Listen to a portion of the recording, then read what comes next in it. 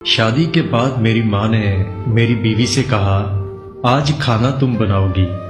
جس نے پانی کا گلاس اٹھا کر کبھی نہیں پیا تھا اسے میری ماں نے حکم دیا۔ وہ اٹھی اور جیسے تیسے کر کے 3-4 گھنٹے لگائے اور کھانا بنایا، مگر کھانے میں نمک زیادہ ہو گیا۔ وہ ماں کے ٹیسٹ کے مطابق نہیں تھا، اس لیے کھانا گھر کے کسی فرد نے نہیں کھایا اور سب میری بیوی پر طنز کرنے لگے کہ اپنی ماں کے گھر سے یہ سیکھ کر آئی ہو۔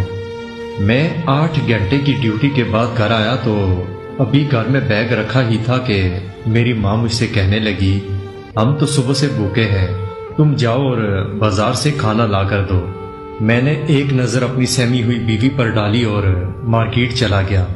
کھانا لے کر آیا تو سب کھانے لگے۔ میں نے اپنی بیوی کا ہاتھ پکڑا اور کچن میں لے گیا اور اس سے کہنے لگا، کیا پکایا ہے آج؟ اس نے آنسو آنکھوں میں روکتے ہوئے کہا کہ باقی سب کی طرح تم بازار والا کھانا نہیں کھاؤ گے۔ میں نے کہا کہ بالکل نہیں، مجھے اپنی بیوی کے ہاتھ کا کھانا بہت پسند ہے۔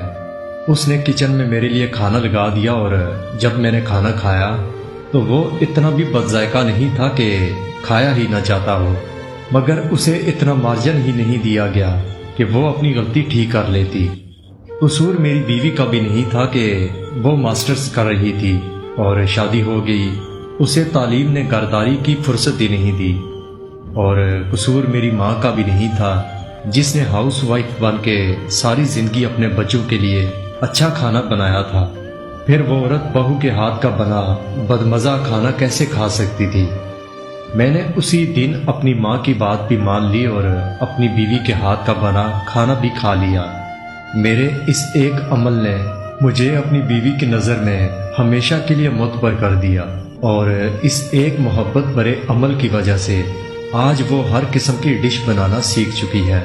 اس دن اگر مارکیٹ سے کھانا نہ لے کے آتا تو ماں ناراض ہو جاتی، اور اگر اپنی ماں کی بات سن کر سب کے سامنے بیوی کو ڈانٹ دیتا تو وہ شاید مجھ سے بدگمان ہو جاتی۔